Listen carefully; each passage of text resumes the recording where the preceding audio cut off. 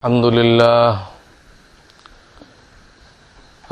لله نحمده ونستعينه ونستغفره ونؤمن به ونتوكل عليه ونعوذ بالله من شرور أنفسنا ومن سيئات أعمالنا من يهده الله فلا مضل له ومن يضلل فلا هادي له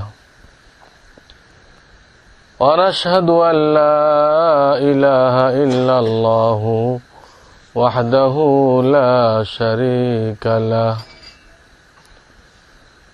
ونشهد أن سيدنا ومولانا محمدا عبده ورسوله صلى الله تعالى عليه وعلى آله وأصحابه وبارك وسلم أما بعد فأعوذ بالله من الشيطان الرجيم بسم الله الرحمن الرحيم يتلو عليهم آياته ويزكيهم ويعلمهم الكتاب والحكمة وإن كانوا من قبل لفي ضلال مبين وقال رسول الله صلى الله عليه وسلم يوشك أن يأتي على الناس زمان لا يبقى من الإسلام إلا اسمه ولا يبقى من القرآن إلا رسمه مساجدهم عامرة وهي خراب من الهدى علماؤهم شر من تحت أديم السماء من عندهم تخرج الفتنة وفيهم تعود صدق الله العلي العظيم وصدق رسوله النبي الكريم মুআজ্জাজ উলামায়ে কেরাম ও আমার দিন দরদি আশেকে সুন্নত মুসলমান ভাইরা, খুব মুখতাসার আলোচনা হবে। আজান শুরু হয়ে গেছে। আজানের সময় ইনফেরাদি আমল, একাকী আমল যত গুরুত্বপূর্ণ হোক না কেন, এটা বন্ধ করে আজানের জবাব দেওয়া উত্তম। ইনফেরাদি আমল যেটা একা একা করা হয়, তেলাওয়াত করতেছেন, ওয়াজিফা পড়তেছেন, তো এটা বন্ধ করে আজানের জবাব দেওয়া উত্তম। আর যখন ইজতেমাই আমল হয়, তখন এখন ইজতেমাই আমল হইতেছে, সকলে মিলে দিনের একটা ফিকির করা হইতেছে, সেখানে এখতিয়ার দেওয়া হয়েছে তারা এটা বন্ধ করে যদি জবাব দিতে চায় তো দিতে পারবে। আর যদি তাদের সময়ের স্বল্পতার দরুন তারা তাদের ইজতেমাই আমল, জামাত বন্ধ আমল চালু রাখতে চায়, শরীয়ত চালু রাখার জন্য অনুমতি দিয়েছে।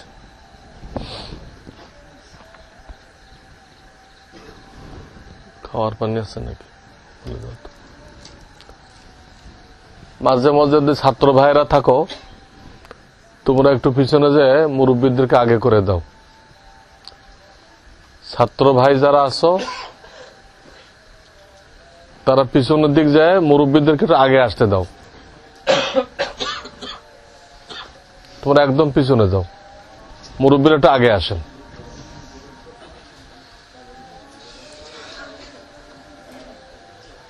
খুব তাড়াতাড়ি।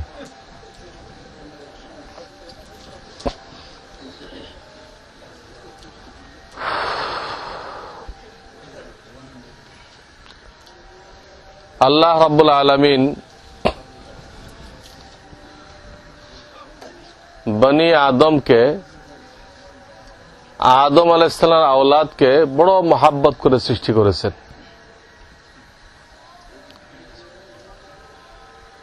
এবং তাদেরকে সৃষ্টির সেরা ঘোষণা করেছেন।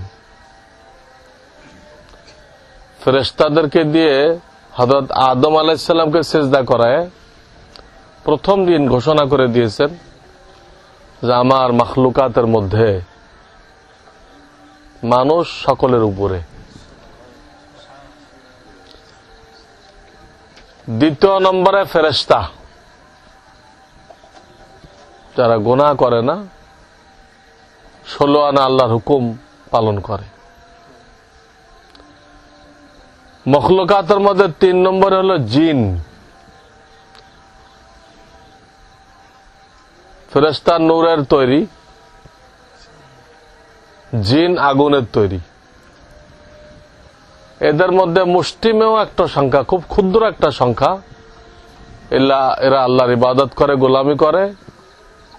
বাকিগুলো সব শয়তানের দলে চলে গেছে, নিজেরাও জাহান্নামী হয়েছে এবং তারা মানুষকে জাহান্নামী করার জন্য চতুর্মুখী চেষ্টা করতেছে। যত ভণ্ডপীর দেখবেন এর গোড়ায় জিন আছে, জিন তাকে সাহায্য করতেছে। আপনি দূর থেকে আসতেছেন, ওই জিনের নেটওয়ার্ক আগের থেকে খবর দিয়ে দিচ্ছে অমুক আসতেছে এই কাজের জন্য। পিসাব বলতে, আপনি তো ঢাকাতে আসছেন এই কাজের জন্য। তো সে একদম আশ্চর্য হয়ে যেতে, কত বড় কামেল যে আমি ঢাকার থেকে কি উদ্দেশ্য আছে তা বলে ফেলছে। কিন্তু এটা যে জিনের কারসাজি, এটা বোঝার মতো মাথা হইতেছে না।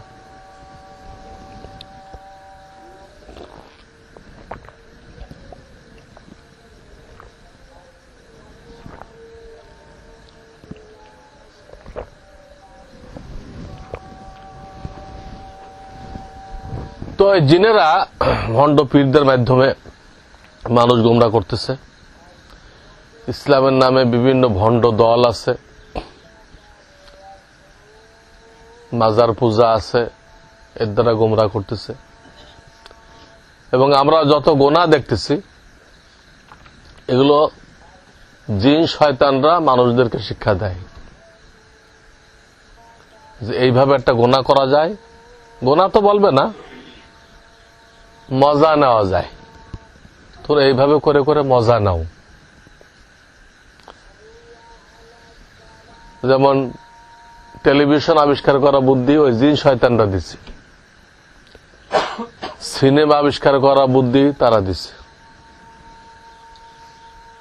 একটা বিশ্বকাপ নামে একটা কিছু হয়, এটা দিয়ে অনেক মজা নেওয়া যায়। যে দেশে হয় সে দেশে তো মদের সয়লাব বয়ে যায়। যে দেশে হয়, যখন হয়, মদের সয়লাব বয়ে যায় এবং বেবিচারের সয়লাব বয়ে যায়। তা আপনি কল্পনাও করতে পারবেন। এইটিকে উপলক্ষ করে সারা দুনিয়ার লোক সেই দেশে আসে, তাদেরকে এগুলো যোগান দিতে হয়। সরকার মনে করে আমার টাকা বাড়তেছে, যোগান দেওয়ার দ্বারা আমি অর্থনৈতিক দিক দিয়ে আগাই দিতেছি। কিন্তু এই আগানো না, তা তো ধ্বংস। সেই দেশে এই পরিমাণ পাপ হলো, এই পাপের যে গজব আসবে, এটা কেমনে সামলাইবে? বুঝছেন না? অনেকখানে টিউমার হয়ে মোটা হয়ে যায়। আর কেউ যদি মনে করে দিস আমার তো হাতের স্বাস্থ্যটা খুব ভালো হয়ে গেছে, এটা বেকুফি হবে। স্বাস্থ্য ভালো হয় নাই, এ তো ধ্বংসার লাইন। টিউমার কাটলে এর মধ্যে পাওয়া যাবে ক্যান্সার, তারপর তো নেই কোনো অ্যান্সার। আর এ মনে করতে যে হাতের স্বাস্থ্য ভালো হয়ে গেছে। তো সরকাররা এরকম মনে করে আমার দেশে তো টাকা সয়লাভ বয়ে দিতেছে। টাকা সয়লাভ না, গজবের সয়লাভ। কোরআন শরীফে সূরা আনআম 129 নম্বর আয়াতে আল্লাহ এই বিষয়টা আলোচনা করেছেন। সব গুনাহগুলো যে জিন শয়তানরা মানুষদেরকে শিখায়, এইভাবে মানুষটা জিনদের থেকে ফায়দা লোটে, আবার জিনেরা মানুষের থেকে ফায়দা লোটে। কেমনে? জিন হলো 3 নম্বর, সে এগুলো শিক্ষা দিয়ে মানুষদেরকে গোলাম বানায়। তো 3 নম্বর যদি 1 নম্বরকে গোলাম বানাইতে পারে তো সে খুশি হবে না? জিন হলো থার্ড ক্লাস, মানুষ হলো ফার্স্ট ক্লাস। তো থার্ড ক্লাস যদি ফার্স্ট ক্লাসকে গোলাম বানাইতে পারে তো কি তার লাভ না? আপনি একটা সাধারণ পাবলিক, এখন তাদের মন্ত্রী আপনার কথা ওঠে আর বসে, আপনি যা বলেন তাই করে দেয়, তাহলে আপনি কি মহা খুশি হবেন না? আমি একটা পাবলিক, না আছে শিক্ষা, না আছে দীক্ষা, হ্যাঁ, খালি মজার মজার কিছু খানা খাওয়ায়, হ্যাঁ, একটা মন্ত্রী আপনি কিনে ফেলছেন, কত খুশি লাগবে আপনার? মন্ত্রীকে আমার হাতের মুঠার মধ্যে। তো জিন এরকম, সে 3 নম্বর হয়ে মানুষ তার কন্ট্রোলে, মানুষকে সে যা করতে বলতেছে সেটা করতেছে, আল্লাহ নাফরমানি। এতে জিনরা মহা খুশি, এটাই তারা বলবে। আল্লাহ যখন চ্যালেঞ্জ করবেন, ইয়া মাশারাল জিন ক্বাদ ইসতাকসারতুম মিনাল ইনস, তোরা তো মানুষকে বহু গুনার স্কিম দিয়েছো, গুনার প্ল্যান দিয়েছো, দিয়ে দিয়ে গোমরাহ করেছো, আজকে কৈফিয়ত দাও। ক্বালা আউলিয়াউহুম মিনাল ইনস রব্বানা ক্বাদ ইসতামতা বাযুনা বিবাজ। জিনরা তো হতভম্ব হয়ে দাঁড়ায় থাকবে হাসরের ময়দানে, কৈফিয়ত দিতে পারবে না। কেন? তোমাকে কে দায়িত্ব ছিল আমার বান্দাদেরকে গোমরাহ করার জন্য? কে দায়িত্ব দিয়েছিল? তখন মানুষ যারা ওই জিনের কথা শুনছে তারা উত্তর দিবে, আল্লাহ, আমরা একে অপর থেকে অনেক ফায়দা লুটছি, একে অপর থেকে অনেক ফায়দা হাসিল করছি। জিনের আমাদেরকে গোলাম বানায় ফায়দা নিছে, আমরা তাদেরকে দিয়ে বিভিন্ন গুনাহ করে করে মজা নিছি, হ্যাঁ, তাদেরকে দিয়ে টাকা পয়সা রোজগার করছি। হ্যাঁ, জিন কারো কাছে জিন আসলে সে টাকা পয়সা রোজগার করাটা লাইন পেয়ে দেয় না? কত টাকা রোজগার করতেছে এই জিনের মাধ্যমে ভণ্ডপীরা। আমরা একে অপর থেকে অনেক ফায়দা লুটছি। ওয়াবালাগনা আজালানা আল্লাযী আজ্জালতা লানা, আল্লাহ, আপনার পক্ষ থেকে যে বলা হয়েছিল কবর আছে, হাসর আছে, মিজান আছে, পুলসিরাত আছে, আমরা তো এগুলো গুরুত্ব দিই নাই। তো এখন তো সবই সামনে এসে গেছে। বালাগনা আজালানা আল্লাযী আজ্জালতা লানা, যেসব বিষয় আমাদেরকে ওয়াদা করা হয়েছিল আমরা তো গুরুত্ব দিই নাই, কান দিই নাই, শব্দের সামনে, সব সামনে এসে গেছে। এই পর্যন্ত বলবে, এর পরেরটা আর কি বলবে নেই। এখানে হয়তো মাপটাপ চাওয়ার একটা ভাও করবে, মাপ চাওয়ার একটা প্রস্তুতি নেবে, কিন্তু আল্লাহ আগে ঘোষণা করে দিবেন, ক্বালান নারু মাসওয়াকুম খালিদিনা ফিহা। আর মাপ চাওয়ার দরকার নেই, জাহান্নাম তোমাদের দুনো গ্রুপের ঠিকানা, তোমাদের দুনো গ্রুপের ঠিকানা, সে তোমাদের চিরকাল থাকতে হবে। ইল্লা মা শা আল্লাহ ইন্না রাব্বাকা হাকীমুন আলীম, তোমার রব হিকমতওয়ালা এবং তিনি জাননেওয়ালা। তোমরা কে কি করে আসছো সব তিনি জানেন। হিকমতের কারণে দুনিয়াতে পাকড়াও করে নাই, দুনিয়াতে আল্লাহ পাকড়াও করেন না, সামান্য কিছু আমাদেরকে দেখানোর জন্য করেন, মোবাইল কোর্ট। আসল পাকড়াও তো পরকালে হবে। একটু অফ রাখি আমরা। দ্বীনি মজলিস মানে ইবাদত, এটা একটা নামাজ। নামাজ যেরকম ফরজ, আমি এখন যে মাসাইল গুলো বলবো এটাও ফরজ। তো নামাজে যেমন আমরা বন্ধ রাখি অথবা সাইলেন্ট করে রাখেন, পরে দেখবেন কারা কারা করছে, কিন্তু আওয়াজ না হয়। তো আল্লাহ তাআলা হিকমতের কারণে কিছু বলতেছেন না, কিন্তু সব রেকর্ড আছে, সময় মতো পাকড়াও করবে। তো বলতেছিলাম যে আল্লাহ তাআলা বনি আদমকে 1 নম্বরে রাখছেন, বিশেষ একটা উদ্দেশ্য নিয়ে তাকে সৃষ্টি করেছেন, যে উদ্দেশ্য ফেরেশতার দ্বারাও সম্ভবপর না, জিনের দ্বারাও সম্ভবপর না। জিনদেরকে হুকুম আহকাম দেওয়া হয়েছিল, মানব জাতিকে দুনিয়াতে পাঠানোর আগে তো তারা তো মানে নাই, তারা সব উল্টা করছে। এরপর না তাদেরকে ধ্বংস করে মানুষ পাঠানো হলো, তারা তো ফেল। আর ফেরেশতা এই জন্য পারবে না, ফেরেশতার ভিতরে গুনাহ করার কোনো আগ্রহ নেই, গুনাহ করার কোনো যোগ্যতা নেই। তাদেরকে যারা যা করতে কইছে সে এটা করতেছে। কারো রুকু করতে কইছে রুকু করতে আছে, কারো সিজদা করতে কইছে সিজদাই করতে আছে, এক চুল বাইরে যাবে না, গুনাহ করার যোগ্যতাই নেই। কিন্তু মানুষের ভিতরে নানান রকম চাহিদা আছে, হাজার রকম চাহিদা, হাজার রকম জরুরত। তার গুনাহ করতে মনে চায় এবং তার ভিতরে গুনাহ করার যোগ্যতাও আছে, মানে ক্ষমতা আছে, মজাও পায়। এই অবস্থায় যখন সে গুনাহ বর্জন করে, আল্লাহর ইবাদত করে, তো এটা আল্লাহর কাছে মহামূল্যবান, মহামূল্যবান।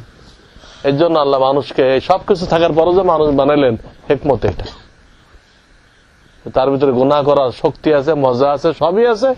এরপর সব উপেক্ষা করে সে আল্লাহর ভয়ে তার চোখ কান সব হেফাজত করতেছে, আল্লাহর বন্দেগী করতেছে।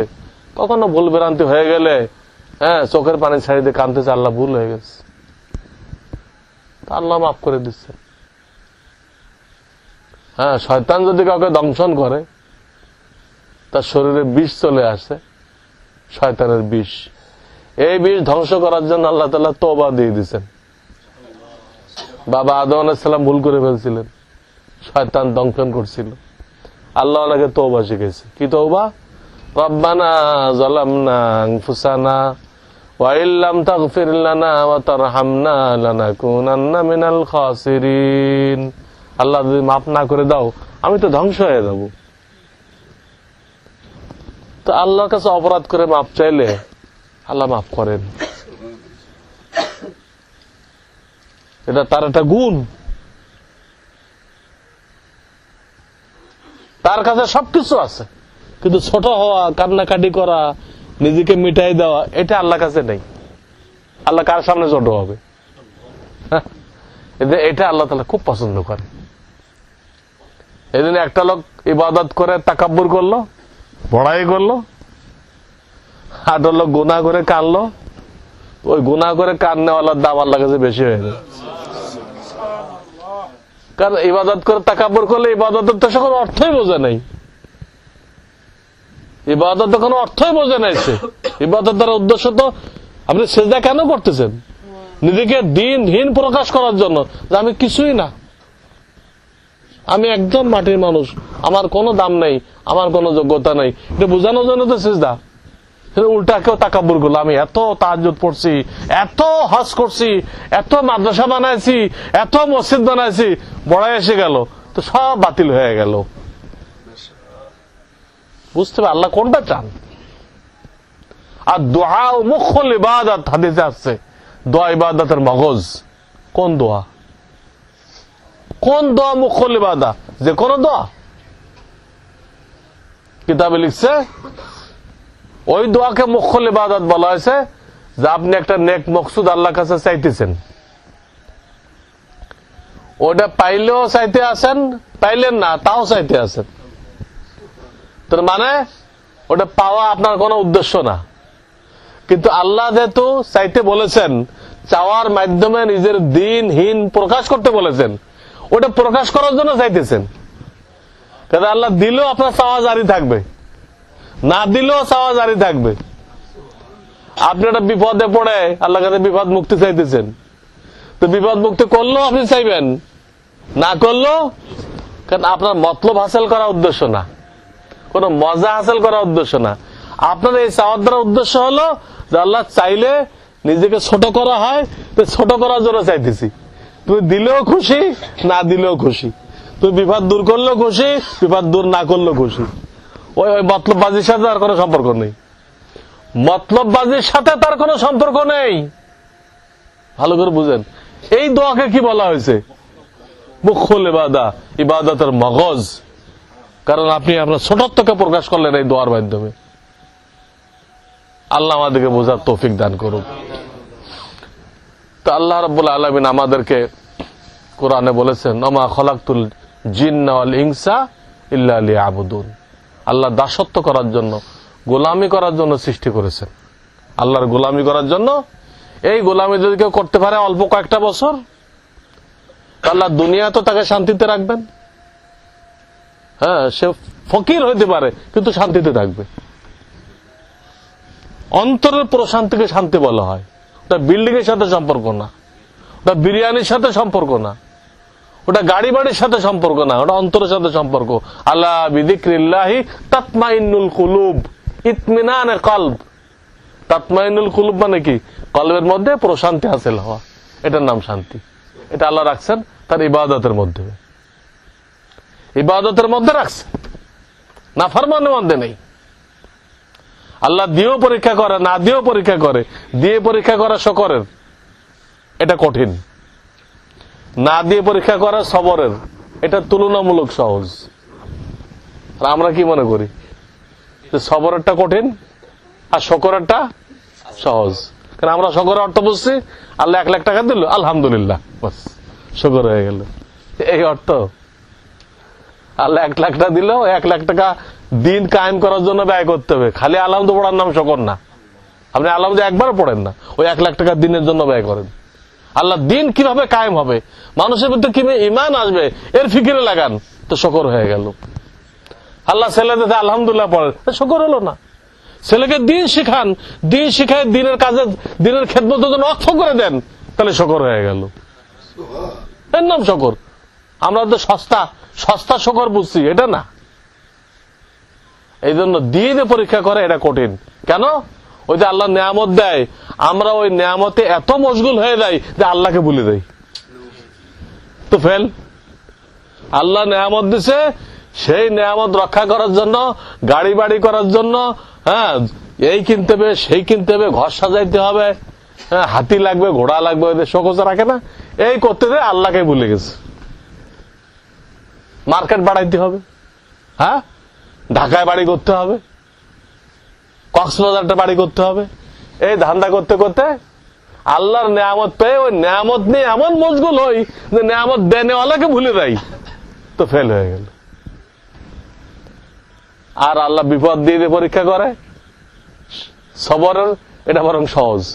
কারণ বিপদে পড়লে মানুষ সহজেই বেশি একটু আল্লাহ বিল্লাহ করে, আল্লাহর কাছে কান্নাকাটি করে, আলেম ওলামার কাছে দোয়া চায়। এটা কিন্তু ছোটত্ব প্রকাশ, ওটাই আল্লাহ বান্দার কাছে চাইছেন। আল্লাহ বান্দার কাছে যারা চাইছেন ওটা এখানে পাওয়া যায় বিপদ আপদের সময়। এই জন্য বিপদ আপদের নেয়ামতটা, টাকা পয়সা যে আল্লাহ দেয়, ধন দৌলত দেয়, ওর থেকে বড় নেয়ামত হলো বিপদ আপদ। আপনি যারা বিপদ আপদ করতেছেন, ওটাই আপনাকে লাখ লাখ টাকা দিলে যে নেয়ামত হতো, তার থেকে বড় নেয়ামত এটা। কেন? আল্লাহ যারা উদ্দেশ্য ছিল আপনি কান্নাকাটি করেন, নিজের ছোটত্ব প্রকাশ করেন, ওটা বিপদে হবে। কোন টানাটানি থাকলে ওটা হবে, কিন্তু টাকা পয়সা বাড়তে থাকলে ওটা হবে না। ওই টাকা পয়সাতে আমরা মশগুল হয়ে যাব, তো জীবনের লক্ষ্য উদ্দেশ্য বাতিল হয়ে গেল। এগুলো সাংঘাতিক কথা, বুঝতে হবে। আমরা তো উল্টাটা বুঝি, কিন্তু আমরা নিজের আকল দিয়ে যেটা বুঝি ওটা হলো উল্টা। তো আল্লাহ তাআলা আমাদেরকে সৃষ্টি করেছেন, আমাদের কিছু কাজ আমাদের দায়িত্ব, এটা তোমার নিজের জন্য করতে হবে।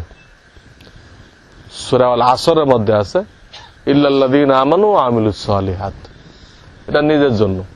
ঈমান ঠিক করো, ঈমান ঠিক করো, ইবাদত বন্দেগী সুন্নত মোতাবেক করো। আমরা ঈমান সম্পর্কে জানিও না, ঈমান সহি করার জন্য আল্লাহর রাস্তায় কোনো সময় লাগাই নেই।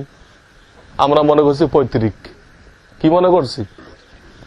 অথচ আল্লাহর শরীয়তে ঈমানের ব্যাপারে যত তাকিদ করা হয়েছে, কোনো ব্যাপারে তাকিদ নেই। অথচ সেই ব্যাপারে আমাদের সমাজে না কোনো বয়ান আছে, না কোনো কিতাব আছে বাংলাতে, না কোনো মসজিদে তালিম আছে। আল্লাহ সবচেয়ে যেটা জোর দিছে, ওটা আমাদের কাছে সবচেয়ে সেটা অবহেলিত। অথচ ঈমান এত বড় দৌলত, শুধু ঈমান দিয়ে বেহেশতে যাওয়া যাবে। কিন্তু ঈমান যদি আল্লাহর দরবারে না টেকে, আল্লাহ আমাদের ঈমানকে মাপ দিবেন সাহাবায়ে কেরামের ঈমানের কষ্টি পাথর দ্বারা।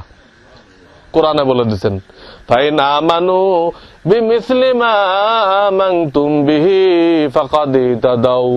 সূরা বাকারা বলা হয়েছে আমাদের ইমানকে সাহাবায়ে কেরামের ইমানের সাথে মিল করবেন আল্লাহ, ওটা দিয়ে মাপ দিবেন। যদি মাপে আসে হয় ইমানটা কবুল, আর ওনাদের ইমানের সাথে যদি না মেলে ওই ইমান বাতিল। এই ইমানের তালিম কই? এই ইমানের জন্য মেহনত কই? দাওয়াতের লাইনে মেহনত করলে এই ইমানকে আল্লাহ তাআলা পাহাড়ের মতো মজবুত করে দেয়। দুনিয়া টলবে, আপনার ইমান টলবে না।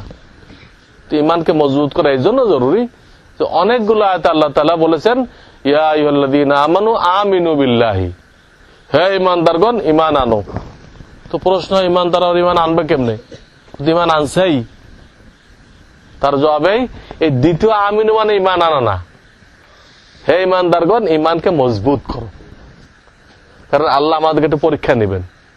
আমরা একটা কাপড় কিনতে গেলে কত পরীক্ষা করি, একটা মাটির পাত্র কিনতে গেলে কত পরীক্ষা করি। তাহলে আপনাকে আমাকে তার দোস্ত বানাবেন, জান্নাতি বানাবেন, পরীক্ষা করবেন না? জানের উপরে পরীক্ষা হবে, বিবি বাচ্চার উপরে পরীক্ষা হবে, বাপ মায়ের উপরে বিপদ আপদ দিয়ে পরীক্ষা হবে, সম্পদের উপরে বিপদ দিয়ে পরীক্ষা হবে। কোরআনে পরিষ্কার বলেছেন ওয়ালা নাবলুয়ান্নাকুম বিশাইইম মিনাল জু ওয়াল খাউফ, বলেই দিয়েছেন। আর এক আয়াতে বলছেন যে লোকেরা মনে করছে আয়াকুলু লা ইলাহা ইল্লাল্লাহ হুম লা ইফতানুন, তারা মনে করছে যে লা ইলাহা ইল্লাল্লাহ পড়ে দিল আর জান্নাতে চলে গেল, আমি কোনো পরীক্ষা নেব না। কখনো না। ওয়ালাকাদ ফাতান্নাল্লাযীনা মিন ক্বাবলিহিম ফালা ইয়ালামান্নাল্লাহুল্লাযীনা সাদাকু ওয়ালা ইয়ালামান্নাল কাযিবিন। আমি আগের উম্মতকে পরীক্ষা নিয়েছি, নিয়ে কে সত্যবাদী। মুখের কথায় চলবে না, আল্লাহ কাজে দেখবেন। মুখে সবাই বলতে পারে আল্লাহ রিজিক দাতা, কিন্তু চাকরি চলে গেলে তো বেহুশ হয়ে যায়। চাকরি চলে গেলে বেহুশ হয়ে যায়। তাহলে আপনি কিসের রিজিক দাতা বিশ্বাস করলেন? মুখে কইতেছে রিজিক দাতা, আবার জন্ম নিয়ন্ত্রণ করে বয়ে রয়েছে যে বাচ্চা কাচ্চা কম না রাখলে খাওয়ানো কষ্ট হবে। তাহলে আল্লাহকে কি রিজিক দাতা মনে করলেন আপনি? আপনার রসুল কইছে উম্মত বাড়াও, আমি ফখর করব।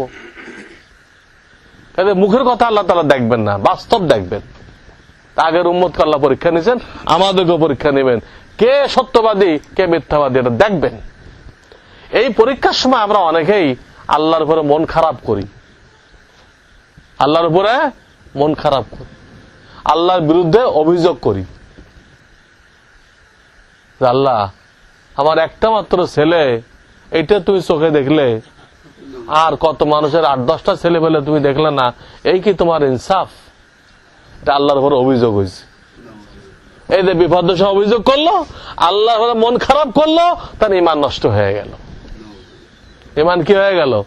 নষ্ট হয়ে গেল। তো শর্ট টাইমে ব্যাখ্যা দেওয়া যাবে না। পয়লা আমাদের দায়িত্ব দিচ্ছেন, পয়লা কাজ হলো ইমান ঠিক করো, ইমানকে কুফুর শিরক থেকে বাঁচাও। এই মাজারে যা হইতেছে সব শিরক, ভণ্ড পীরের দরবারে যা হইতেছে সব শিরক। আমরা যে শুভ অশুভ পার্থক্য করি, এটা শুভ এটা অশুভ, এই দিন এটা হবে না, অনেক বলি না, পঞ্জিকা দেখে যাত্রা নাস্তি, একদম শিরক। আল্লাহ রসুল বলছেন আত্মীয়ারত শিরকুন, শুভ অশুভ এগুলো বিচার করা শিরক। শিরক মানে ইমান নষ্ট করা। এই জন্য ইমান সম্পর্কে এলেম হাসিল করতে হবে এবং ইমানকে দিলে বসাইতে হবে, ইমানকে মজবুত করতে হবে, যাতে বিপদের সময় আল্লাহর উপরে মন খারাপ করে, আল্লাহর বিরুদ্ধে অভিযোগ করে ইমানকে আমরা নষ্ট না করি। ইমান নষ্ট করলে পিছনে সব বরবাদ হয়ে গেল, সব মাটি। বিবাহ বিচ্ছেদ হয়ে গেল, সব শেষ। এই ইমান সম্পর্কে জানতে হবে, কিন্তু এটা আমরা গুরুত্ব দিচ্ছি না। আমরা পৈতৃক সূত্রে ইমান মনে করে বসে আছি। ইবলিস জিন্দেগির শেষ মুহূর্ত হামলা করবে, ইমানটা চিনাই না, সারা জীবন সে হামলা করবে। ইবলিস ইমান ছিনতাইকারী, যেখানে সুযোগ পারবে সে হামলা দিবে। যদি ইমানি মেহনত না থাকে, ওই হামলায় আমরা ইমান রক্ষা করতে পারবো না। 2 নম্বর দায়িত্ব আল্লাহ দিয়েছেন যে তোমরা ইবাদত বন্দেগী এগুলো আমার নবীর তরিকা করো, তোমার মর্জি মতো না। আল্লাহ শুধু কোরআন নাযিল করে নাই, কোরআনের সাথে রসুল কারো দিয়েছেন। কোরআনের বিধানগুলো রসুল হাতে কলমে দেখাই দিবে, ওটা হলো নমুনা। ওই নমুনা হলে আল্লাহ গ্রহণ করবে আর না বাতিল করে দিবে। নমুনা লাগে। আজকে আমাদের ইবাদত বন্দেগী ওই নমুনার উপরে কম হইতেছে। নামাজে রাসূলের সুন্নতে নমুনা নেই, বিয়ে শাদিতে নেই, কাফন দাফনে নেই, কোনটাতে এই কিছু কিছু আছে আর। বিয়ে শাদিতে এখনো অনেক এলাকায় ডাইন কাতে শোয়ানো হয় না, চিৎকু শোয়ানো হয়, সুন্নতের খেলাফ। এখনো বহু এলাকায় টাকা দিয়ে সব রেসানি করা হয়, টাকার বিনিময়ে কি করা হয়? গলত তরিকা, সব গুনাহ। টাকা দিলেন গুনাহ, যে হুজুরকে দিলেন তার রিজিক হারাম হয়ে গেল। আপনার আব্বা আম্মা রুহে কিছুই গেল না, কিছুই গেল না। 30-40 করা হয়, সব হিন্দুয়ানি প্রথা, জাহেলিয়াত, কুফরি কাজ, এগুলো করতেছে। কুফরি কাজ করে সব রেসানি করতেছে। তারপরে কারো ইন্তেকাল হয়ে গেলে শর্ট টাইমের মধ্যে ফারায়েজ বের করে তার সম্পদ তার বিবিকে বুঝাই দেওয়া, তার ছেলে কত পাবে, মেয়ে কত পাবে। কোন নাবালেগ ছেলে বা মেয়ে থাকলে তারটা সংরক্ষণ করা, তারটা দিয়ে তাকে লালন পালন করতে হবে। তারটা অন্যদের ভাগে আসতে পারবে না, অন্যদেরটা এতিমের ভাগে যেতে পারে, এতিমেরটা কোনো অবস্থা অন্যদের দিকে আসতে পারবে না। এটা ভাগ করা জরুরি। 1 সপ্তাহের মধ্যে 2-5 দিনের মধ্যে ফারায়েজ বের করে করাও জরুরি। কিন্তু আমরা দেখা গেল 2-5 দিন দূরের কথা, বছরকে বছর পার হয়ে যেতেছে, কিন্তু সম্পদ ভাগ করা হয় না। হকদারকে হক বোঝানো, মৃত্যুর সাথে সাথে সবার হক পাওয়া হয়ে যায় ওই সেকেন্ডেই। মৃত্যুর রোগে পড়লেই তো 3 ভাগের 1 ভাগ থেকে মালিকানা চলে যায়। 3 ভাগ থেকে 1 ভাগ, টোটাল সম্পত্তির 3 ভাগের 1 ভাগ। আর যে চোখ বন্ধ হয়ে গেল, সে আর 2 ভাগের মালিকানা চলে গেল, সব তার ছেলে মেয়ে বিবি মালিক হয়ে গেল। তো মালিক যখন হয়ে গেছে দিতে হবে না? না দিয়ে যারা বড় ভাই থাকে, মা থাকে, এটা সব হজবরল করে হক নষ্ট করতে থাকে। মালিককে হক দিচ্ছে না, এটা আল্লাহর সাথে মোকাবেলা। আর এতিমেরটা সংরক্ষণ না করলে ওই এতিমেরটা এতিমের মা খাইতেছে, এতিমের ভাই বেড়াদাররা খাইতেছে। আপনারা আত্মীয় বেড়াইতে গেছেন, আপনিও খাইয়ে আইছেন এতিমেরটা। আমাদের তো হুজুরা দেখতে ওখানে তো দোয়া করতে, আমরাও খাইয়ে আইছি এতিমেরটা। আর এতিমের মাল খাইলে কি হয়? ইন্নাল্লাযীনা ইয়াকুলুনা আমওয়ালাল ইয়াতামা যুলমা ইন্নামা ইয়াকুলুনা ফি বুতুনিহিম নারা। তারা দোজখের আগুন খাইতেছে। চোখ বন্ধ সাথে সাথে দেখবে এতিমের মাল যারা খাইছে তারা দোজখের আগুন খাইছে। এজন্য এগুলো ঠিক করতে হবে। হায়াত থাকলে যে কোনো ভুলের সংশোধন আছে। যতক্ষণ হায়াত আছে, সবচেয়ে বড় ভুল হলো ঈমান চলে যাওয়া। এতে বড় কোনো ভুল নেই।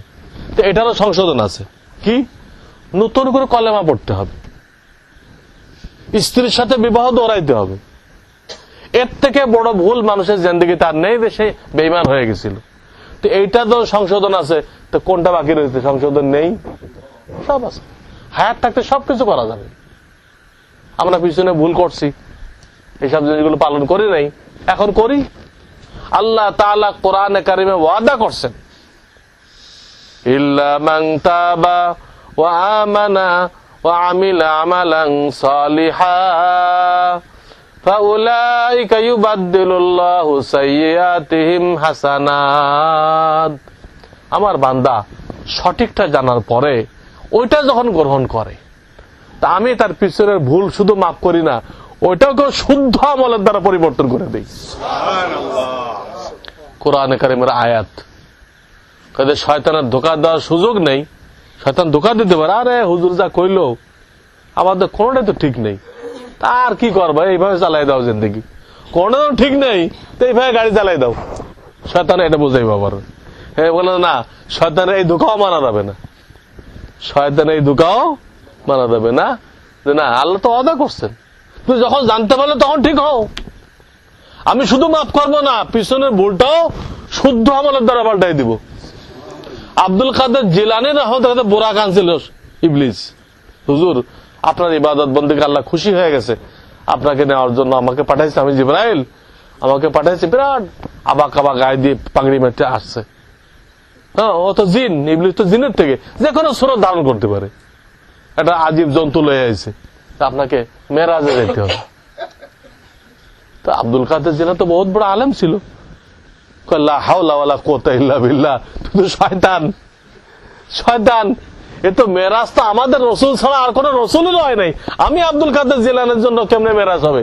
যা বেটা, লা হাওলা ওয়ালা কুওয়াতা ইল্লা বিল্লাহ পড়ে দিছে। লা হাওলা শুনে শয়তান ভাগতে আরম্ভ করছে, ওর গায়ে আগুন ধরে দেয়। ভাগতেই তো বলতে, আব্দুল কাদের আজকে তোমার এলেমের কারণে বেঁচে গেলে, হ্যাঁ না, তোমার দিছিলাম একটা আচার, আর এক দোকান দিছে। আরে শয়তান, তুমি এই কথা বলে দোকান দিচ্ছে, আমার এলেম আমার বাঁচাইছে? কখনো এলেম কাউকে বাঁচাইতে পারে না, আমার আল্লাহ আমাকে বাঁচাইছে। দেখেন ইবলিস যাইতে দিয়ে তো একটা দোকান দিয়ে দেয়। যদি উলামায়ে কেরামের সোহবত না থাকে, তাদের মজলিসে না বসা হয়, তাহলে কিন্তু পদে পদে অ্যাক্সিডেন্ট করতে হবে। অন্ধকারে চলতেছেন, হয় আপনার কাছে লাইট থাকতে হবে, অথবা যার কাছে লাইট আছে তার সাথে চলতে হবে, ঠিক কিনা? ঠিক ওই রকম দুনিয়াতে চলতে গেলে হয় আপনাকে আলেম হইতে হবে, না হয় কোন আলেমের সাথে পরামর্শ করে চলতে হবে। তা না হলে আপনি পদে পদে অ্যাক্সিডেন্ট করবেন। একটা কথা বলতেছেন, ওটাও গলত। এটা চাইতেছেন সুন্দরী মহিলা, ওটাও গলত। একটা আওয়াজ শুনতেছেন, মজা লাগতেছে, ওটাও গোনা। এটা যদি ধরতেছেন, ওটা ধরা না যায়, ওটাও গোনা। এলেম না থাকার ধরুন যা করতেছে তাই গোনা। তো এইভাবে আমাদেরকে দ্বিতীয় কাজের দায়িত্ব দেওয়া হয়েছে, ইবাদত বন্দেগী সুন্নাত মোতাবেক করো। 3 নম্বরে বলা হয়েছে, আমি ব্যাখ্যাতে যাব না, রিজিক হালাল রাখো। ডেস্টিনি 2000 এটা জুয়া, হারাম। শেয়ার বাজার বর্তমান যে অবস্থা আসছে, এটা টোটাল জুয়া, শেয়ার বাজার। আমি 1 বছর ধরে আমার জুয়ান মসজিদে বয়ান করতেছি, যেটা সব পথের ফকির হয়ে যাবে। অনেক মুসাল্লি মানতেছিল না, কয় কি এত লাভ হইতেছে, লাভ দিয়ে লাভ হইতেছে, আর হুজুর কইতেছে ধ্বংস হয়ে যাবে। পরে ঠিকই এই গত মাসখানি ধরে খালি এটা অধপতনে যাইতে আছে। এখন সব মুসাল্লি একমাত্র হুজুর 1 বছর ধরে যা বুঝেছে এটাই ঠিক, এটা জুয়া। যারা শেয়ার বাজারে করছে তারাও কইতেছে জুয়া, সবাই এখন মানছে। কিন্তু আর মানে লাভটা হলো কি, সব ফকির হয়ে গেছে। 30 লাখ টাকা লাগাইছে, 3 লাখ টাকা আছে, 27 লাখ গেছে গা। তো এখন হুজুরের কথা মানলো তো 27 লাখ কে দিবে? আগে মানতো তো এটা হইতো না। জমি বন্ধক রেখে ফসল খাই, এটা সুদ, হারাম। বন্ধেরকে আমরা অংশ দেই না, দেরি করি, এতে আমাদের রিজিক হারাম হয়ে যায়। স্ত্রীকে মোহর দিতে দেরি করি, এতে রিজিক হারাম হয়ে যায়। মোহরের কারণে স্ত্রী হালাল হয়েছে, অথচ আমরা দেই না। মরে গেলে ওই বউর কাছ থেকে লোকেরা মাপ চেয়ে নেয়, ভাবি মাফ করে দাও, ভাই তো মারাই গেছে, আর দাবি রেখো না। এই কোন তরিকা? মোহরের কারণে আল্লাহ তাআলা বিবিকে হালাল করলো, সারা জীবন দেওয়ার নাম নেই, এটা ঋণ। রিজিক হালাল রাখতে হবে, বান্দার হক আদায় করতে হবে। বাপ মা বেঁচে থাকলে 7টা হক, ইন্তেকাল করলে আর 7টা হক, ইন্তেকাল করলে আর 7টা হক। বিবির হক আছে, বিবিকে দিনের তালিম দিতে হবে। মহিলাদেরকে আল্লাহ তাআলা কি কাজের জন্য সৃষ্টি করছে এগুলো বুঝাইতে হবে। মহিলাদেরকে কি কাজের জন্য সৃষ্টি করছে? আল্লাহর ইবাদত বন্দেগী, স্বামীর হুকুম মান্য করা, স্বামীর খেদমত করা, স্বামীর সংসারের হেফাজত করা, সন্তানদেরকে সূরা এবং সুন্নত শিক্ষা দেওয়া, এবং তার সাথে যে মহিলারা দেখা সাক্ষাৎ করতে আসে তাদেরকে দিনের দাওয়াত তালিম দেওয়া। এগুলো মহিলাদেরকে শিখাইতে হবে। আমরা ওদের কোনো কাজ নেই, পাক করা ছাড়া যাও বেড়াকে চাকরি করো। এই জন্য আল্লাহ বানাইছে। যে মা বোনদের পেটে আশরাফুল সমস্ত নবীরা জন্ম নিছে, কুদ্দুতের কারখানা, এদিকে পর্দা রাখতে বলা হয়েছে কেন? আপনি হীরামণি মুক্তাকে আলমারির কুঠুরির মধ্যে রাখেন কেন? কম দামি হওয়ার কারণে? হ্যাঁ, বেশি দামি হওয়ার কারণে? বেশি দামি হওয়ার কারণে পর্দা থাকতে বলা হয়েছে। প্রধানমন্ত্রীকে বিরাট সিকিউরিটি দেওয়া হয়, দেখে তাকে অসম্মান করা হয়? হ্যাঁ, কোন প্রধানমন্ত্রী কইছে যে তোমরা আমাকে বন্দি জীবনে ফেলছো কেন? কইছে? কয় নাই। তো এটা তাদেরকে সিকিউরিটিতে রাখা হয়, এটা কোনো বন্দি জীবন না, তাদের সম্মানের জন্য। কিন্তু আমরা এটা না বুঝে চাকরি করতে পাঠাই, আল্লাহর গজব না নাজিল হয়। আমাদের আল্লাহ ঘোষণা করছেন, তোমরা একজন হালাল একটা সোর্স ধরো, হালাল একটা সোর্স ধরে রাখো, তোমার পুরো ফ্যামিলিকে আমি একজনের ওসিলায় লালন পালন করবো। তুমিও নামবা, তোমার বউ নামতে হবে, তোমার মেয়েও নামতে হবে, তোমার বেটার বউ নামাইতে হবে, তারপরে আল্লাহ রিজিক দিবে। এ তো আল্লাহ হলো না, নাউজুবিল্লাহ। এত দুর্বল তো আল্লাহ হইতে পারে না। একজনের ওসিলায় পুরো ফ্যামিলিকে আল্লাহ পালবেন, বউ নামানো কোনো দরকার নেই। সমস্ত শান্তি শৃঙ্খলা নষ্ট হয়ে যায়। মা বোনদের হক জানতে হবে, সন্তানের হক জানতে হবে। সন্তানকে আল্লাহর পথের প্রতীক বানানো, জান্নাতের রাস্তার প্রতীক বানানো, পাক্কা মুসলমান বানানো। মৃত্যুর সময় আপনাকে আমাকে কালেমা পড়াইতে পারে, হ্যাঁ, আপনাকে আমাকে সূরা ইয়াসিন পড়তে পারে, জানটা পানির মতো বের হবে। এই শিক্ষাটা দেওয়া তার মেইন হক, এটা মেইন হক। এই শিক্ষা না দিয়ে আপনি আগরুম বাগরুম যা শিখান না কেন, কোরআন আল্লাহ তাআলা বলতেছে তুমি কোরআনের শিক্ষা না দিয়ে কোনো শিক্ষা দাও, তুমি বাপ হয়ে ছেলেকে জবাই করলা। এই হকগুলো আমাদের জানা নেই। হাদিসে আছে মানুষকে কষ্ট দিলে তাকে মুসলমান টাইটেল দেওয়া যাবে না। কুকুরকে পানি খাওয়ায় জান্নাতি হয়ে গেছে, বিড়ালকে না খাওয়াই মেরে জাহান্নামী হয়ে গেছে। কুকুর বিড়ালের সাথে সদ্ব্যবহার করলে আল্লাহ জান্নাত দেয়। আর আমরা মানুষকে টাকার জন্য ঘুরাই না, কত দিক দিয়ে কষ্ট দেয় না। অনেকে বউরে কষ্ট দেয়, তালাকও দেবে না, আর তার হক আদায় করে না। কত দিক দিয়ে আমরা কষ্ট দেই, পাওনাদারকে পাওনা দেই না। এই হক গুলো জানতে হবে। প্রতিবেশীর হক কি? 10 মিনিটের জন্য যে বাসে আপনার পাশে বসলো একটা সিটে, তার হক কি? এটাও কোরআনে বয়ান করা হয়েছে। খবর নেই আমাদের। 5 নম্বর, আল্লাহ আল্লাহদের সোহবতে যে নিজের অন্তরের 10টা রোগের চিকিৎসা করানো ফরজে আইন। দেখি এই তাকাব্বুর, লোভ লালসা, রাগ, হিংসা, হ্যাঁ, পরশ্রী কাতরতা, কৃপণতা, এরকম 10টা রোগ আছে। আপনারা ইমাম গাজ্জালী রাহমাতুল্লাহ তাবলিগের দিন কিতাবখানা পড়ে নেবেন, বাংলা হয়ে গেছে। তাবলিগে আপনি আয়নার মতো বুঝতে পারবেন যে এই রোগগুলো আছে কিনা। শরীর রোগের চিকিৎসা করা সুন্নত, অন্তর রোগের চিকিৎসা করা ফরজ। তো আল্লাহ তাআলা এই 5টা বিষয় আমাদের নিজেদের উপরে বাস্তবায়ন করার দায়িত্ব দিচ্ছেন। আর এই 5টা বিষয়ের দাওয়াত অন্য ভাইয়ের কাছে পৌঁছানো, এটাও ফরজ করে দিয়েছেন, যেহেতু আর কোন নবী আসবেন না। আর ইসলাম টিকবে কতদিন? কিয়ামত পর্যন্ত। তো কেমনে টিকবে? দাওয়াতের মাধ্যমে। এই দাওয়াতের দায়িত্ব বিদায় হজে আল্লাহ রসুল শুধু ওলামা সাহাবীদেরকে দেন নাই, ওখানে যারা হাজির ছিল সকলকে দিছিলেন, সকলকে দায়িত্ব দিছিলেন। তাহলে এই দায়িত্ব পালন করতে হবে। এই 5টা কথার দাওয়াত যে যেখানে যাই, যে পরিবেশে যাই, তাদেরকে বুঝাবো। আমার লেখা ইসলামী বিবাহ, আমার লেখা তো অন্তত 20-25টা কিতাব আছে। এর একটা কিতাব নাম ইসলামী বিবাহ। ওখানে শেষের দিকে এই 5টা বিষয়কে আমি একটু সংক্ষেপে লিখছি। এই 5টা বিষয়, এই 5টা বিষয়ের এলেম অর্জন করা ফরজ। তালাবুল ইলমে ফারিজাতুন যে বলা হয়েছে, এই 5টা বিষয়। হাশরের ময়দানে এই 5টা বিষয়ের উত্তর দেওয়ার আগ পর্যন্ত কেউ পাও সরাইতে পারবে না, হেলাইতে পারবে না।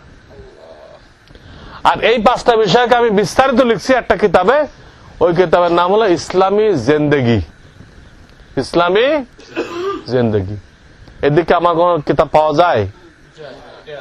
হ্যাঁ, ইসলামী জিন্দেগি দেখছেন আপনারা? এগুলো আপনারা সংগ্রহ করবেন। তো এই 5টা বিষয় নিজের ভিতরে ফিট করা একটা দায়িত্ব, আর দুনিয়াতে বাস্তবায়ন করা আর একটা দায়িত্ব। 2 ধরনের দায়িত্ব।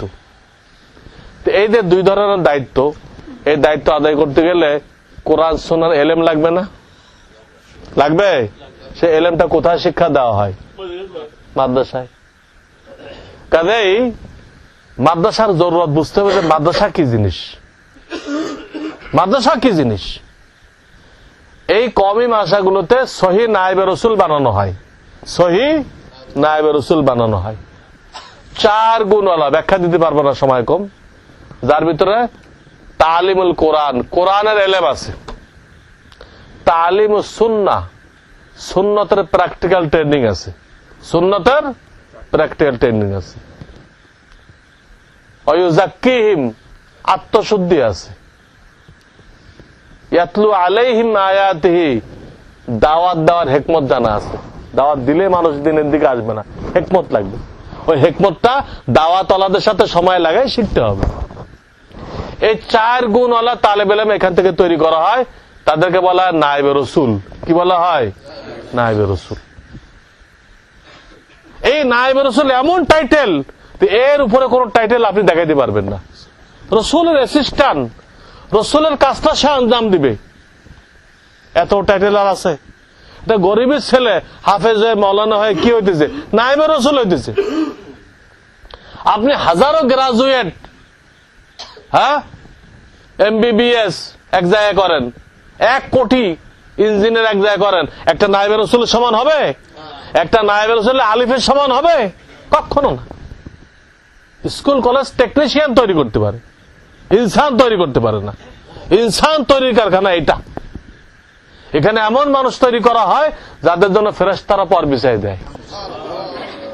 এগুলো কথা এই জন্য বলতে হয়েছে আজকে। হ্যাঁ, উপরের লেভেলতে বলা হয়েছে যেগুলো জঙ্গি প্রযোজন কেন্দ্র, বলেন নাউজুবিল্লাহ, যেখানে মানুষ বানানো হইতেছে, লহে মাহফুজের ইলম শিক্ষা দেওয়া হইতেছে, ওটা সম্পর্কে যদি এই মন্তব্য কেউ করে তার ঈমান থাকবে? এগুলো শিখাইছে কাফেররা। কাফেরদেরকে খুশি করার জন্য আমরা তাদের বুলিগুলো আওড়াইতেছি, ঠিক না বেঠিক? এই মুহূর্তে আমাদের জানতে হবে না মাদ্রাসা কি জিনিস। এখানে নায়েবে রাসূল তৈরি করা হয়, যার জন্য ফেরেশতারা পর বিছাই দেয়, যার জন্য আসমান জমিনের সমস্ত মখলুক কি করে? যার জন্য দোয়া করে। কোন গ্রাজুয়েট আছে যে আসমান জমিনের সব মখলুক তার জন্য দোয়া করে? দেখাইতে পারবেন? দেখাইতে পারবেন না। এবং যাকে বলা হয়েছে যার ওসিলায় আল্লাহ পৃথিবীবাসীকে খাওয়াইতেছে, এদের একটা গ্রুপ কোরআন শিখতেছে, হাদিস কোরআন দ্বারা দেখা যায় এদের ওসিলায় আল্লাহ তাআলা লন্ডন, আমেরিকা, জাপান, জার্মান সকলকে খাওয়াইতেছে। ইন্নামা তুরজাকুনা বিজুআফাইকুম। এদের ওসিলায় একটা গ্রুপ যে আছে, আপনারা তাদের সহযোগিতা করতেছেন, তাদের খেদমতের দায়িত্ব নিচ্ছেন।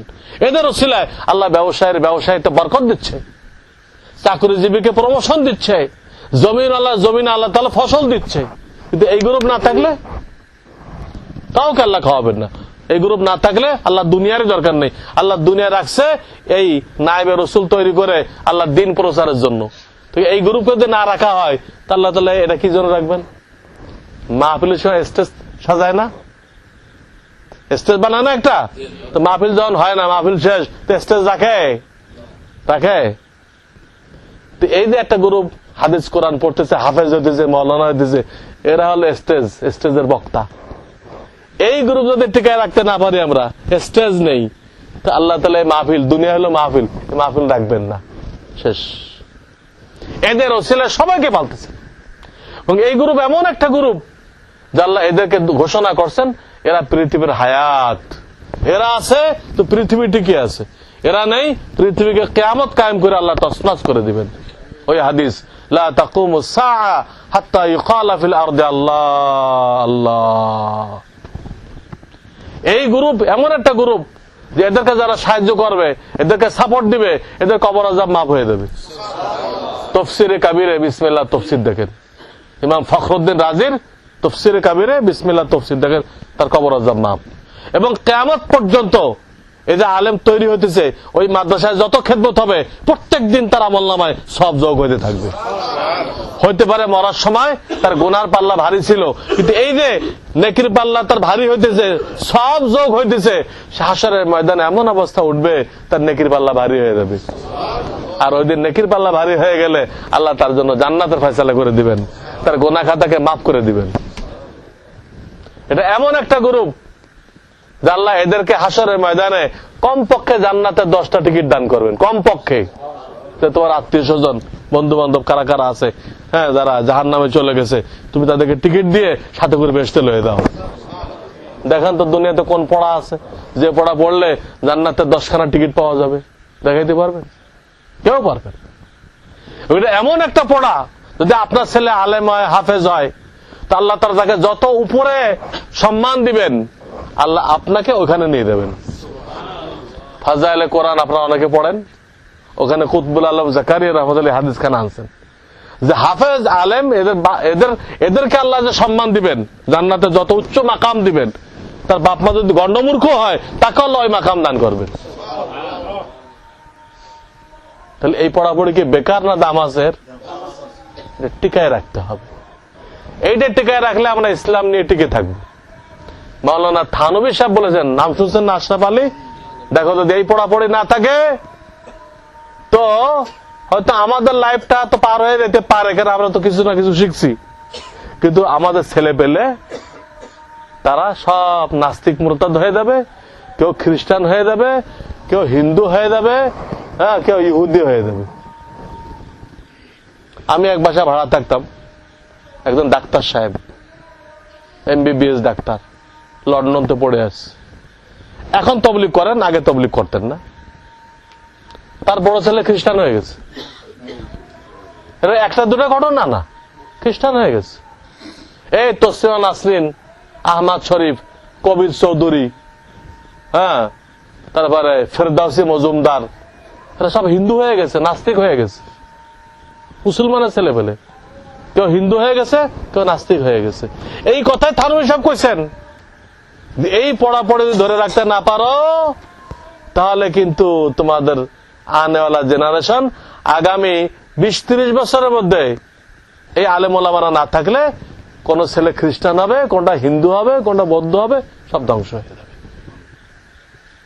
দ্বীন ইমান নিয়ে বেঁচে থাকতে হলে, আমাদের সন্তানদেরকে দ্বীন ইমানের উপরে কায়েম থাকতে হলে এই মাদ্রাসা শিক্ষার কোনো বিকল্প নেই। কিন্তু কাফেররা হার যুগে এই মাদ্রাসা শিক্ষাকে মেটানোর জন্য চেষ্টা করে আসছে। আপনি আমি এর গুরুত্ব বুঝি না, আপনি আমি এর গুরুত্ব বুঝি না, কিন্তু কাফেররা কিন্তু বুঝে।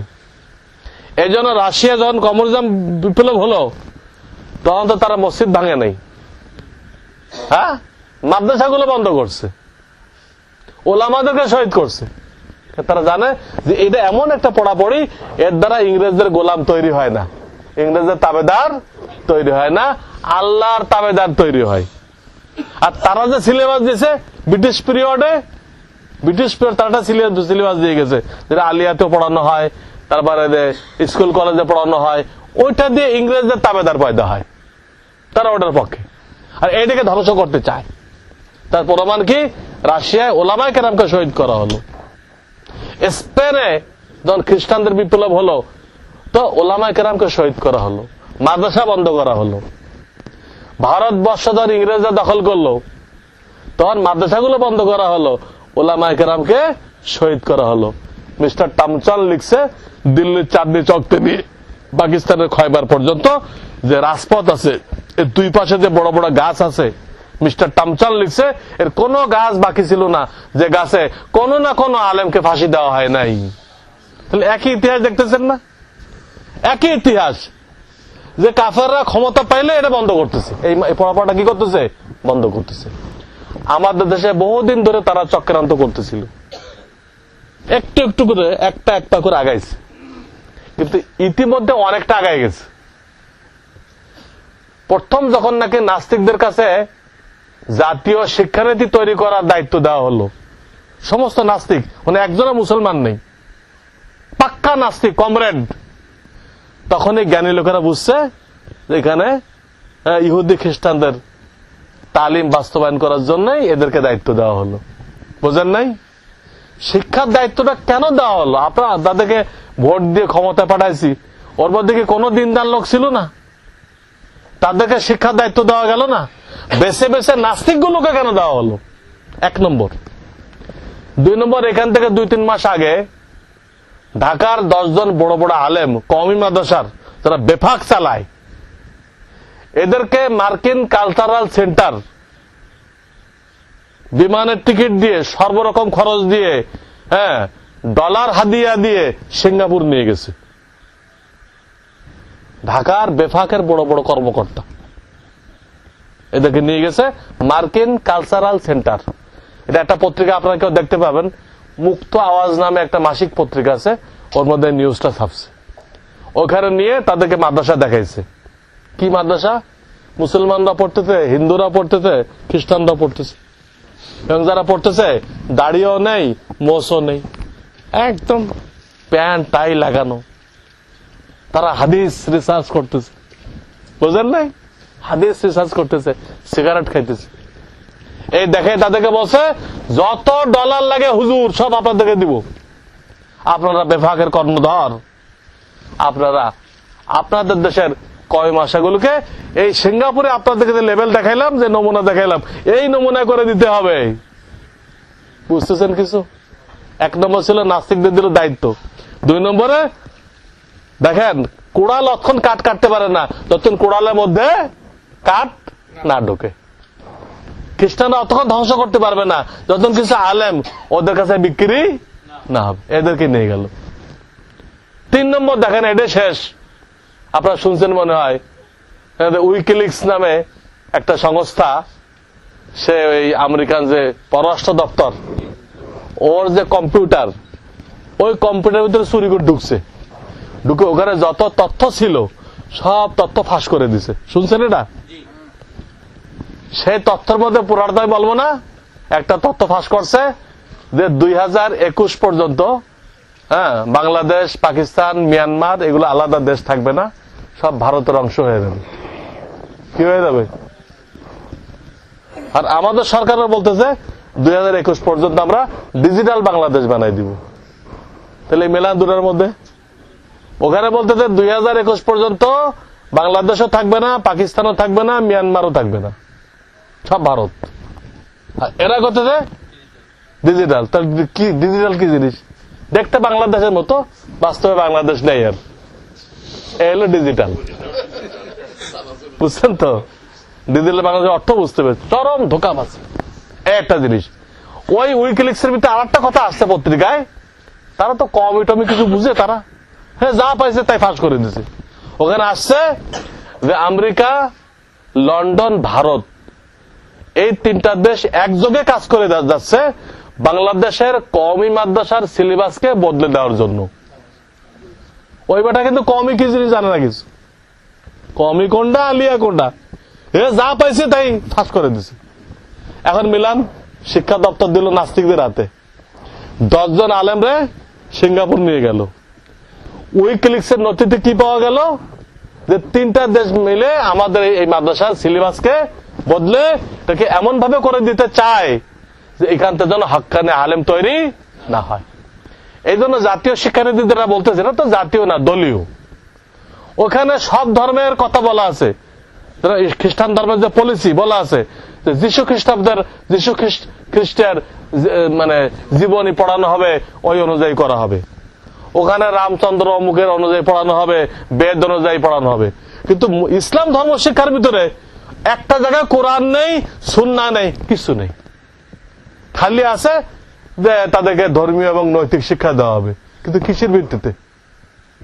অন্য সবগুলো ভিত্তি বলছে। ওরা বলছে যে যিশু আর বাইবেল। এখানে বলতে হবে না কোরআন সুন্নাহ মুহাম্মদ রাসূলুল্লাহ, কোরআন সুন্নাহ নেই, মুহাম্মদ রাসূলুল্লাহ নেই। তাহলে বোঝা গেল এই ইসলাম তাদের মন গড়া ইসলাম। এই ইসলাম কি মন গড়া ইসলাম? এই ইসলাম মাজারের ইসলাম, মাজারের। দেখেন আমাদেরকে ধ্বংস করার জন্য, এই মাজারও ধ্বংস করলে সব শেষ। এই অবস্থাতে আমরা সতর্ক হই, সবাই চোখ কান খোলা রাখি এবং এই মাদ্রাসায় ছাত্র দেই, এই মাদ্রাসার সহযোগিতায় জনগণ আগে আসে। ওলামার জনগণ যদি এক হয়ে যায় তাহলে আমেরিকা কেন, আমেরিকার বাবাও এই মাদ্রাসার সিলেবাসকে বদলাতে পারবে না। আমরা কি রাজি আছি? এই শিক্ষা ব্যবস্থাকে ধরে রাখার জন্য ছেলে দিতে হয়, নাতি নাতকুর দিতে হয়, আর্থিক সহযোগিতা করতে হয়, যা কিছু করতে হয় সবকিছু করার জন্য রাজি আছি। আল্লাহ আমাদেরকে তৌফিক দান করুক। ওয়া আখিরু দাওয়ানা আনিল হামদুলিল্লাহি রাব্বিল আলামিন। সুবহানাল্লাহি ওয়া বিহামদিহি, সুবহানাল্লাহিল আযীম। আল্লাহুম্মা সাল্লি আলা মুহাম্মাদিন নাবিয়্যিল يا حي يا قيوم برحمتك نستغيث أصلح لنا شأننا كله ولا تكلنا إلى أنفسنا طرفة عين رب ارحمهما كما ربياني صغيرا رب اجعلني مقيم الصلاة ومن ذريتي ربنا وتقبل دعاء سبحان ربك رب العزة عما يصفون ওয়া সালামুন আলাল মুরসালিন আলহামদুলিল্লাহি রাব্বিল আলামিন। আমিন।